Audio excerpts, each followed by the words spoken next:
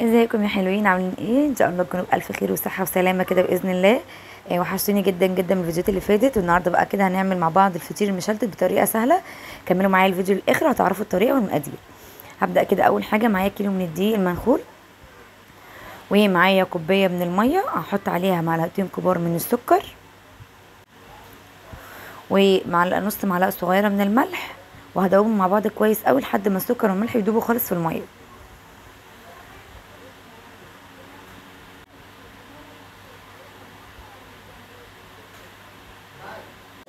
خلاص بقى كده قلبتهم لحد ما دابوا كويس خالص. وهنزل بقى على الدقيق، هنزل بمعلقه صغيره من البيكنج باودر. دي اضافه حلوه قوي، هتخلي الفطير معاكم هيتنفخ كده ويبقى جميل بجد. ان شاء الله بجد جربوا الطريقه دي، بجد هتعجبكم قوي. خلاص بقى كده حطيتهم، هنزل بقى كده بالميه واحده، مش هنزل بالكميه كلها يعني، انا هنزل بالميه واحده واحده، وهبدا اقلب كويس كده في العجين. وكل ما الاقيها محتاجه ميه هزود لها، لان مش كل دي زي بعضه، في دي بياخد ميه اكتر وفي دي بياخد ميه اقل. فانا هبدا كده اعجنه كويس. خلاص بقى لحد ما يلم معايا كده اهو، زي ما انتم شايفين بقيت ماسكه نفسها العجينه. هنزل بقى كده بيها على الرخامه وهبدا اعجنها كويس. هفضل بقى كده اعجن فيها على الرخامه كده لمده 5 دقايق 10 دقايق على قد ما تقدري يعني. كل ما تعجنيها اكتر كل ما تبقى احسن. هعجنها بقى كده كويس قوي. خلاص بقى بصوا بقت ماسكه نفسها كده وبقت طريه وناعمه. هشوف بقى هنعمل ايه الخطوه اللي بعد كده. هجيبها بقى كده، هفردها كده بشكل طولي شويه، تبقى مطوله شويه عشان ابدا اقطعها. انا هعمل من كيلو دقيق 5 فطاير، حجمهم وسط يعني. كل فطيره هتاخد 3 كور، يعني 5 في 3 هقطعها ل15 كوره. طبعا انا هنا هتلاقيهم اقل، بس وانا يعني بكورهم كنت اللي بلاقيها كبيره باخد منها حته شيلها على جنب لحد ما بجمع كوره تانية. وهكذا بنفس الطريقه. هبدا بقى كده اكورهم كور، هكورهم كده كور صغيره. كلهم بنفس الطريقه، وهركنهم كده على جنب.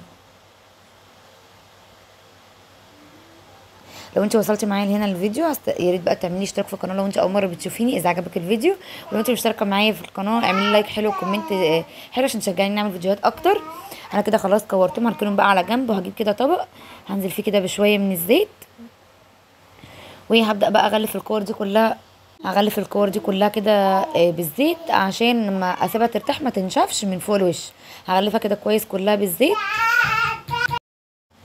هعملهم كلهم بنفس الطريقه، وهركنهم بقى على جنب. هغطيهم كده بورق بكيس تلاجة هفتحه يعني كده واغطيهم بيه، واسيبها بقى ترتاح لمدة ساعة، ساعة ونص على قد ما تقدري يعني، سيبها ترتاح. وبعدين بقى هنبدأ في الفرد. انا جبت كده زبدة وسيحتها كده خالص، حطيتها في بولة عشان هبدأ افرد بيها الفطير. هجيب كده بقى اول كورة، هنزل كده عليها بمعلقة من الزبدة. هبدأ بقى كده افرد بقى كده، احط عليها زبدة. هحط الزبدة بقى كده وابدأ افرد بايدي كده. مش هنحتاج حاجة نفرد بيها ولا اي حاجة. طريقتها سهلة وبسيطة، والفرد بتاعها سهل جدا. فردها سهل جدا بايديكي كده يعني، طول ما هي مرتاحة كويس هتفرد معاكي بسرعة. هبدأ كده افرد فيها لحد ما العجينة تبقى شفافة خالص، تبين المفرش من تحتها كده. وهفضل اشد كده فيها حتى لو اتقطعت منك مش مشكلة، كده كده هتتطبق يعني. وهحط كده زبدة. حاولي تغلفيها كويس بالزبدة عشان تبقى طرية معاكي ما تبقاش ناشفة. هاجي بقى هطبقها كده على 4 كده، وهدي ما بين كل طبقة وطبقة زبدة، وهركنها على جنب. وهعمل التانية بنفس الطريقة، وهعمل التالتة بنفس الطريقة. بس الفرق بقى ان كل ما افرد يعني، فردت الاولى وطبقتها حتى على جنب، هفرد التانية برضو بنفس الطريقة، وهحط جواها الاولى اللي انا عملتها يعني. بص فردتها كده على الاخر زي اول واحدة، وهدهن زبدة. وجبت الاولانية حطها في النص، وهطبق عليها الفطيرة.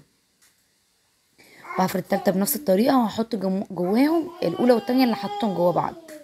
عرفت كده الطريقة بتاعتها سهلة قوي. فردت كده التالتة برضو بنفس الطريقة، وهدهن زبدة كويس قوي. فردتها بقى كده وهدهنها برضو زبدة، وهجيب بقى الاولى والتانية اللي احطهم جوا بعض وهحطهم جواها وهقفل عليها. ودي كده بقى اول فطيرة خلصت. هحطها بقى كده في الصاج او في الصينية اللي هتسوي فيها زي ما هي كده، وهتسيبيها ترتاح لحد ما تخلصي باقي الكميه كلها، وبعدين هنرجع لها نشوف برضو هنعمل فيها ايه. عملت بقى كده الفطيره التانية بنفس الطريقه، هفرد برضو التانية والتالتة بنفس الطريقه بس انا مش عايزه اطول عليكم الفيديو. عملت الباقي بنفس الطريقه، انا مش عايزه بس اطول عليكم الفيديو، فهوريلكم كده تاني سريعا. فردت اول واحده ودهنتها زبده كويس قوي من كل الجناب، وكل ما اطبقها هحط زبده وهحط الاولى في وسطها يعني اقفل عليها، وبعد كده هعمل التاني بنفس الطريقه واحطها جوا بعض، وفي الاخر اقفل التلاته على بعض وبحطهم في الصينيه مدهونه زبده او سمنه او زيت، يعني زي ما تحبوا، اللي هدخلها الفرن وبسيبها ترتاح خالص. انا بس كنت نسيت اوريكم الطريقه دي قبل ما ادخلها الفرن. انا بحطها طبعا لحد ما ترتاح، وبعد كده ببدا افردها على قد الصينيه اللي انت هتسوي فيها، وبتدهني وشها زبده كويس قوي قبل ما تدخلها الفرن. خلاص كده طلعت اول واحده، بحطها كده في طبق ولا في اي حاجه، وبرش عليها ميه، ترش عليها كده ميه كويس قوي، وتغطيهم بفوطه، وكل ما تطلعي من الفرن تاني تعملي نفس الطريقه، احطها عليهم وبرده ارشها بالميه واغطيهم كويس قوي. هنا دهنت وشها زبده كده عشان تبقى وشها بيلمع كده وحلو، وهغطيهم برضو لحد ما اطلع التانية والتالتة والخامسة، واطلع الكميه كلها بنفس الطريقه، وبعدين نشوف هنعمل ايه تاني.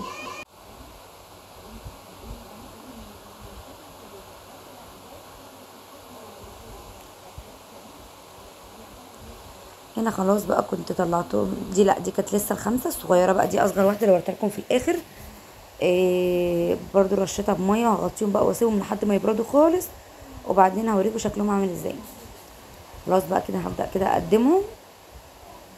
بصوا بقى شكل الفطير طري جدا جدا، بصوا طري جدا ومورق وبجد تحفه، طعمه تحفه وريحته تحفه، بجد هيعجبكم قوي، يا ريت تجربوه.